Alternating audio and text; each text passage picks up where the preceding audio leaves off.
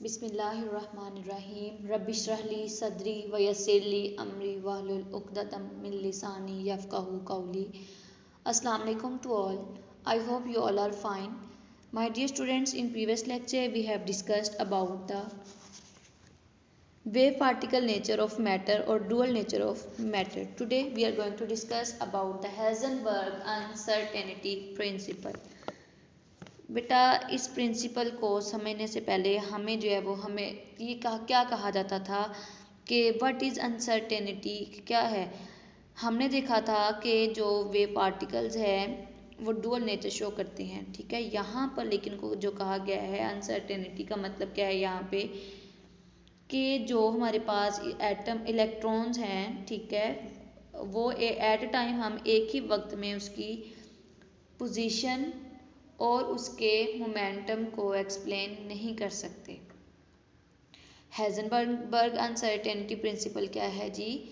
Uncertainty का मतलब क्या है कि हम सर्टन नहीं है, वी आर नॉट श्योर, हम श्योर नहीं है कि हम जो है वो एक ही वक्त में किसी इलेक्ट्रॉन की पोजीशन भी फाइंड आउट कर लें कि किस पोजीशन पे है और कितनी उसकी वेलोसिटी है, यानी कितना उसका मोमेंटम है, हम ये चीज़ भी फाइंड आउट कर लें।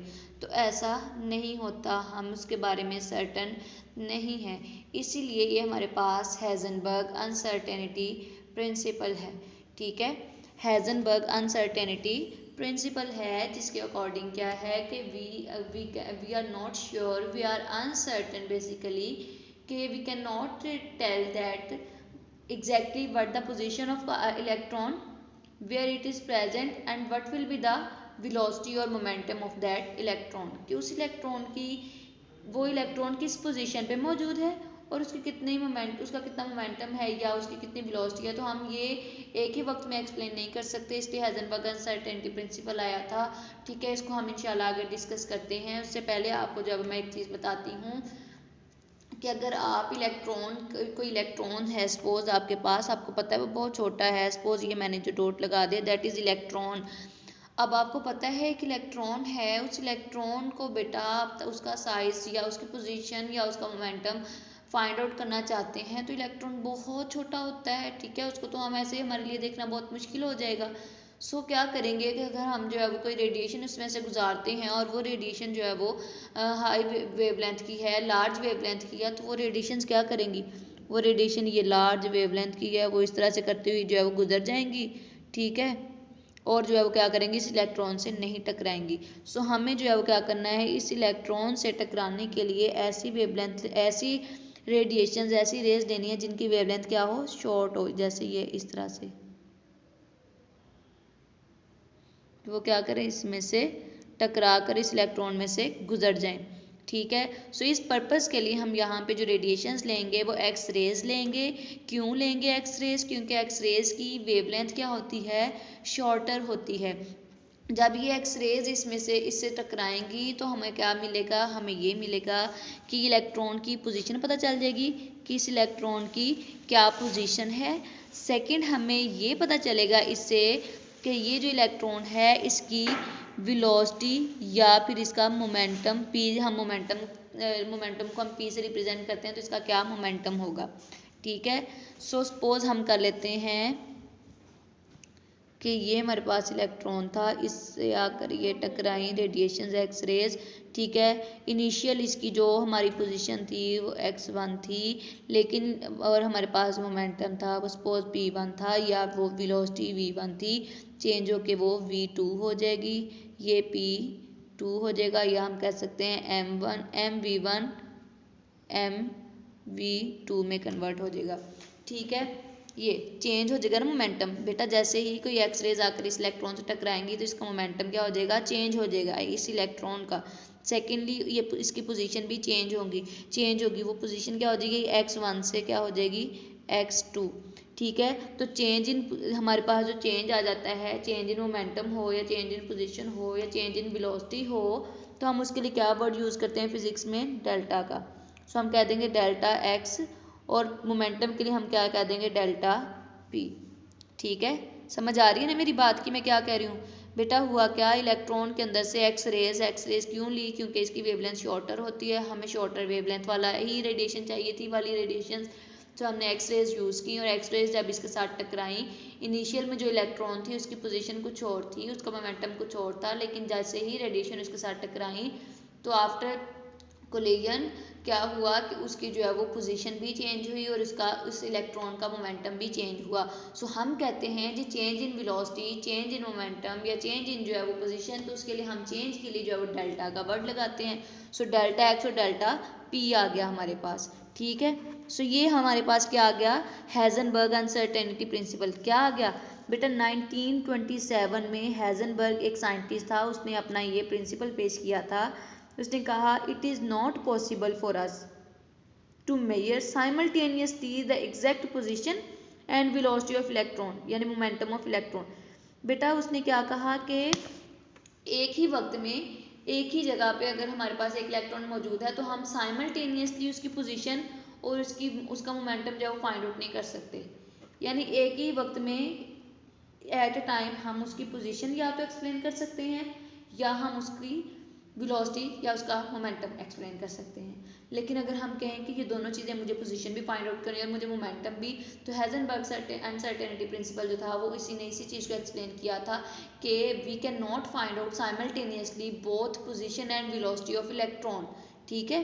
सो यही चीज़ हमारे पास जो है वो अनसर्टेनिटी प्रिंसिपल आ जाता है हेजनबर्ग का, जिसने 1927 में पेश किया था।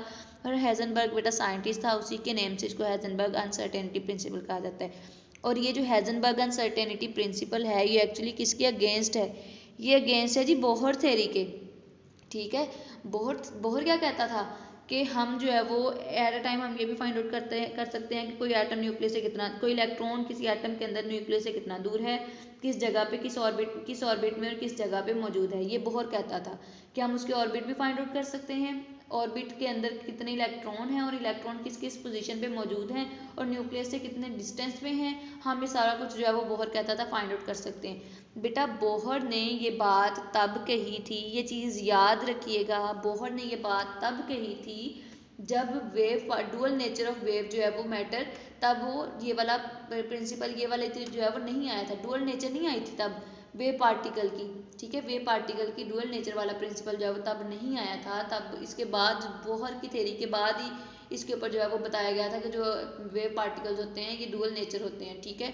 जब ये बोहर ने बात कही थी कि नहीं हम फाइंड आउट कर सकते हैं, तब ये वाला प्रिंसिपल जो हमने लास्ट लेक्चर में डिस्कस किया है तब वो नहीं आया था, ठीक है। इसलिए हेजनबर्ग ने उसको कि dual nature of wave particle को माइंड में रखते हुए अपना जो है वो प्रिंसिपल प्रपोज किया था, पेश किया था, ठीक है।